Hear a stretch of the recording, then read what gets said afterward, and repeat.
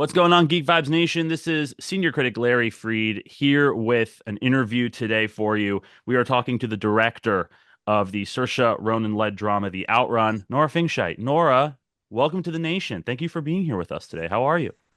I'm good. Thanks for having me. I have to tell you, I feel very privileged to get to speak with you today. It is a very powerful film, and the ending like almost had me in tears. So, like, thank you first of all so much for your work on it. How does it feel now that the film is sort of reaching wider audiences? It's already in theaters right now in the UK, here in the States.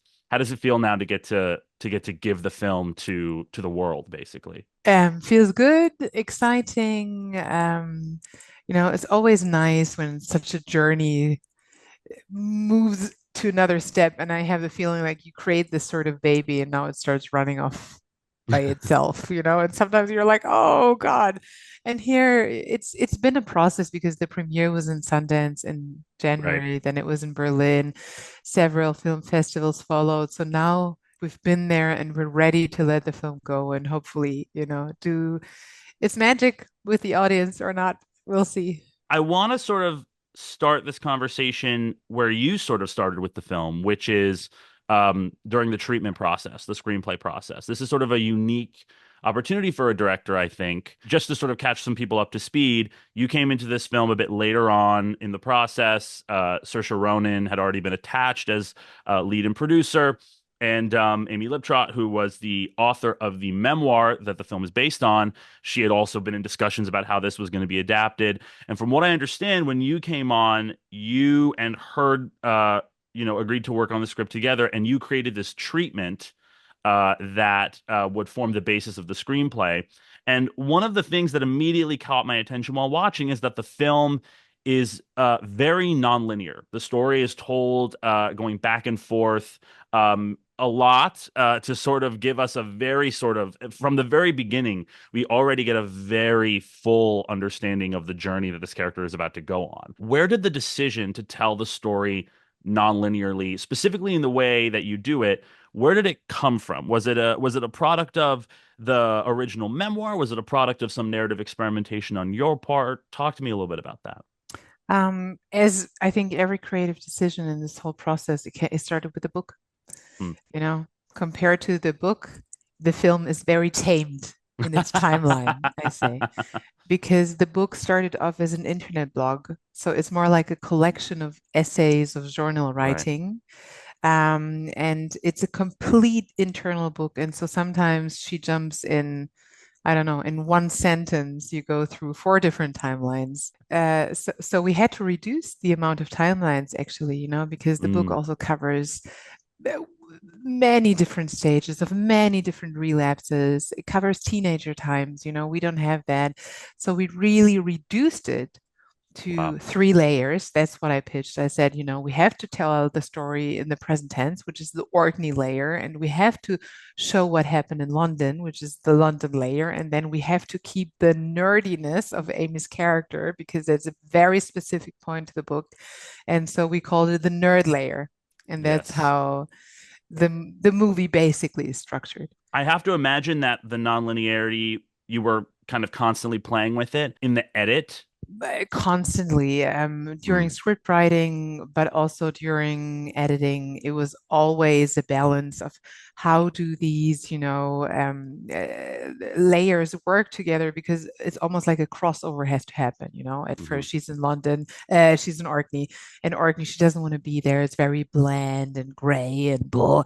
And she remembers London and it's vivid and colorful. It's her longing of wanting to go back and when things were good and she fell in love. And as the movie progresses, they kind of cross over, and London, the more she comes to terms with what has really happened and confronts her failures and shame and things how things went down, the more sort of broken London gets and the more vivid and alive and wide Orkney becomes. So that was an important through line to keep alive. Within this through line, I think the scene orders changed massively. The script was way more nonlinear than the film is. I think in the film, That is actually, shocking to hear for me. That is crazy. because in the film, it is nonlinear at first, and then as she's in Poppy, things calm down, you know. We jump back into time less and less and less. And I think for the last half hour almost, we're just in the present tense. That was something that we found during editing, because in the Mm. script, it felt like, is there happening enough in Orkney? We're not sure, you know.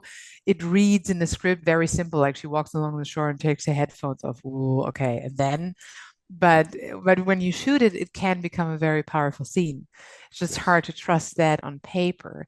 So we had two different story strands of side characters that we basically took out of the final cut, because all those different storylines were almost like cannibalizing each other, and we were losing connection with Rona. And then it was, wait, are we supposed to care about the dad or the ex-boyfriend or her Mm. good friend in London or the mum, you know? So it was a constant process actually of cleaning it up and decluttering the film, and then make the constant decision, okay, at the beginning, the structure is all over the place because she's all over the place. Mm.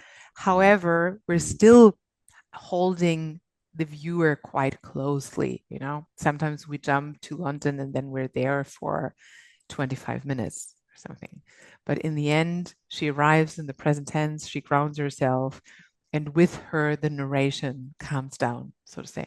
I know that you guys shot on the Orkney Islands on location. I also know that you shot a number of locations that were actual seminal locations in Amy's life. The place, the cottage or the cabin in which she originally wrote the book, and in her childhood home and her dad's caravan and all these places, which in a weird way, you can kind of feel the texture of all these places in the film. But while I was watching, I also got the impression that there are real Orkney residents in the film. Would I be correct? Yeah, yeah, many of them actually. It's a very specific accent, it's a very specific culture, you know, and I thought we have to make this film feel as real as possible. Mm. It is a real dance between fiction and reality all throughout, you know, starting with the fact that it is based on a memoir by a real person. So there is always this sort of, you know, thing of authenticity in the room. And it needed, even though we dramatize and fictionalize, it needed to feel as authentic as possible. And there is no point bringing actors from London and then having them try and make an Orcadian accent, you know. So I think there's a real beauty about working with the real people from up there, and some turned out to be incredibly talented, and we had a lot of support in front of the camera, behind the camera, and I think, yeah, it does something to the texture of the film. These locations are gorgeous, and I imagine that there's not really an infrastructure, so to speak, of production there because it's a place that really has not been featured in many films prior. And did this lack of structure allow for maybe some a little bit more of a different production process than maybe you've experienced in your prior films? Well, yeah, it's a challenge and a blessing at the same time, you know. I mean, Mm. it's quite crazy to we went up, I think, 4 times in total to shoot in Orkney, and you know, the islands became smaller and smaller, and we ended up on this tiny remote island with only 60 people living there and only 12 hostel beds. And you Wow. can't get any trucks or anything on the island, just small cars, and just I think twice a week a ferry comes and then a crane takes the cars. And we're like, oh my gosh, how's that going to be? But it also turned out that, you know, the locals took us in their private homes, and we were staying with the community, and they helped us so much create all these events that usually take place in November and in February, you know, the Muckle Supper, which is the dance scene, or this Right. weird art festival at the very end. So they sort of helped us create this world, and we grew together very much as like a family. You know, it's a bit like you send film team to a tiny remote island. It's a mix of a boot camp and a team bonding experience. I would be remiss if we didn't take a moment to speak about your lead, Saoirse Ronan, who I think I can agree with many people who have talked about the film and said that I think she's just exceptional here. And I think that It's a very new performance from her, which is crazy to think because I feel like we've already seen her reach so many different levels in her career, in her short career. But here, she really lets loose. And it feels like she has a freedom as an actress in a way that I don't think we've ever seen her on screen before. And I'm curious if you could speak to that freedom, especially during scenes in which she's intoxicated. It feels like she really just sort of fully embodies that kind of looseness. Was that something that you talked about, and was that a very conscious decision in your relationship as director, actor, and producer? Yeah. Oh, yeah. Oh, yeah. I mean, we talked about it a lot, and we shaped the scenes as precisely as we can. But I sort of refuse to write dialogue. Amy wrote the nerd layers. They're most of them are excerpts from her Right, book. right. So they are pre-written and they got adjusted. But I wrote the script in indirect language. So it was like Danon asks Rona how her day was. Rona says it was nice at work. So it was sort of clear beat by beat. It was not like improv, okay, let's see where the scene goes. It was really Mm, clear what's the thing, but I didn't want to impose any lines because English is my second language. I don't have the ability to reach a level where I can I can give each character their own voice. And that's when films become really good.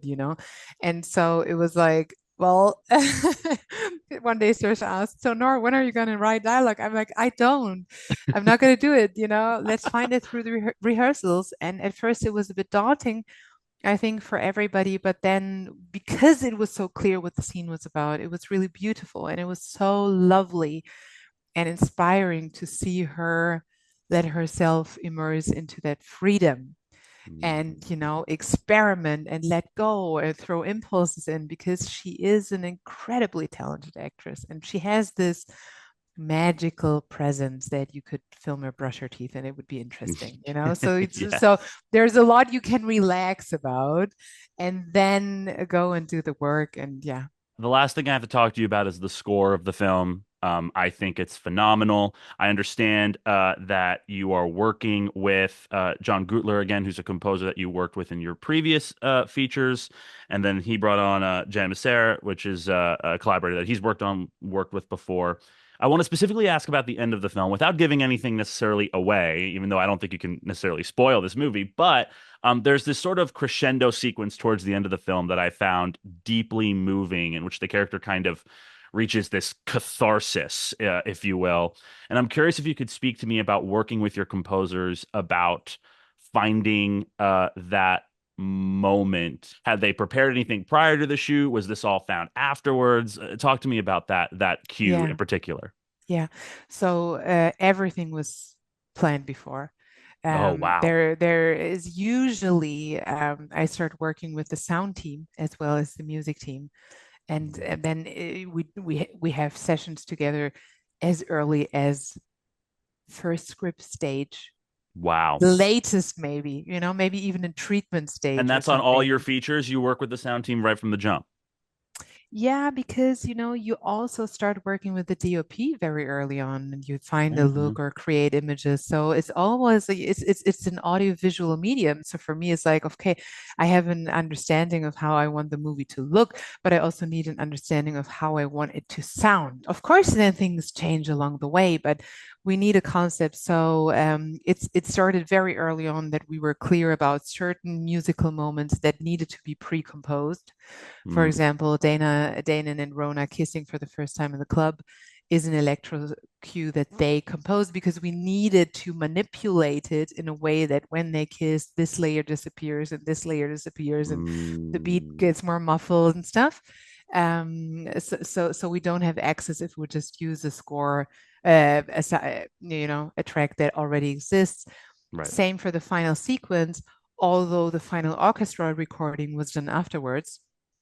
They did pre-compose something based on research with Orcadian instruments, Wow. all different layers. What is this supposed to feel, et cetera, et cetera. So when we went into the shoot, we already had this at that time, I think, 8 minute long piece that she would conduct to. Because otherwise, how am I going to direct her into conducting something that then don't even matches the rhythm? anymore. Right. So it had to be pre-composed. But of course, it was then tweaked and finalized and orchestra recorded in post-production. Was any of the music used on set to sort of help set mood? I know some directors like to do that. Yeah, yeah, both of these examples, for So example. Saoirse, she was listening to the music as the scene was being filmed. Oh yeah. Mm, I don't think there is any other way to pull it off because then, if she just pretends to hear some music, her movements will never match. mm, absolutely. You're And 100% right. also, when you see people in a club scene and there is no music, then everybody moves to a slightly different rhythm. And yes, of course you can give them just a beat that they move to beat, but every once in a while you have to play some real music to get everybody in a mood. Yes, 100%. Nora, you're so lovely, and hearing you talk about this film, it just makes me love the film even more. Thank you so much for your time, and congratulations on just this beautiful piece. Thank you so much. Thanks.